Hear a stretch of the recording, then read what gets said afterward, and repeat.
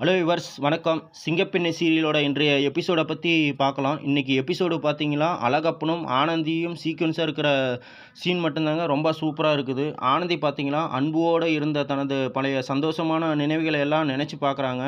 அதை ஆனந்தி அப்படி நினச்சி பார்க்கும்போது ரொம்ப சூப்பராக இருக்குது, அழகாக இருக்குது.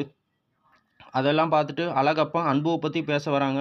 அழகப்பன் பார்த்தீங்கன்னா அன்புவை ரொம்ப புகழ்ந்து உயர்ந்து பேசுகிறாரு.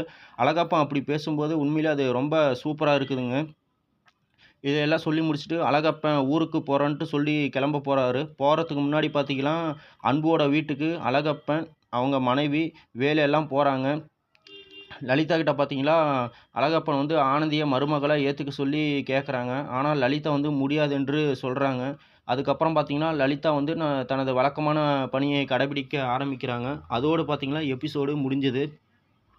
எனக்கு தெரிஞ்சு பார்த்தீங்களா ஆனந்தி கர்ப்பமாக இருக்க வாய்ப்பில்லைன்னு தாங்க நான் நினைக்கிறேன். இது முழுக்க முழுக்க துளசியின் சதி திட்டமாக தான் இருக்குன்ட்டு நான் நினைக்கிறேன்.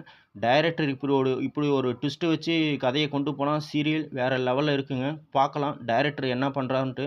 ஆனால் ஆனந்தி கர்ப்பமாக இருக்க வாய்ப்பில்லைன்னு தான் நினைக்கிறேன். துளசியின் சதி திட்டமாக தான் இது இருக்குன்ட்டு நான் நினைக்கிறேன். பார்க்கலாம் என்ன நடக்குது என்று. இந்த வீடியோ பிடித்திருந்தால் லைக் பண்ணுங்கள், சப்ஸ்கிரைப் பண்ணுங்கள், ஷேர் பண்ணுங்கள். எங்கள் சேனலையும் சப்ஸ்கிரைப் பண்ணுங்கள். தொடர்ந்து எங்கள் வீடியோவுக்கு ஒத்துழைப்பு கொடுங்க, எங்கள் சேனலுக்கும் ஒத்துழைப்பு கொடுங்க. Thank you friends. இதே போன்ற வீடியோவில் உங்களை மீண்டும்